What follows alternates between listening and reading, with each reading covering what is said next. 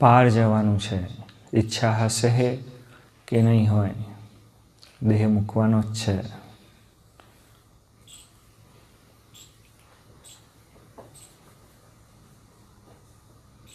નોકરીમાં ઇન્ક્રીમેન્ટ જોઈએ, ધંધામાં પ્રગતિ જોઈએ, ઘરમાં બાળકો જોઈએ, સારા સારા ઘરના ઘર જોઈએ, તો મોક્ષની અપેક્ષા પણ રાખજો જ. અને એના માટે આપણે તૈયારી કરવાની છે. અને એના માટે આપણને કશું સમજણ પડતી નથી. હા ગળથલ, જે મકાનમાં રહો છો એ મકાન કેવી રીતે બંધાયું છે ખબર છે?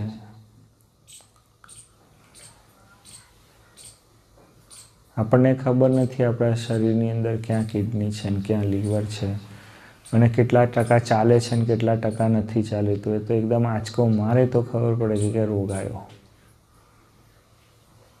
કેવું આધીન વર્તીએ છે.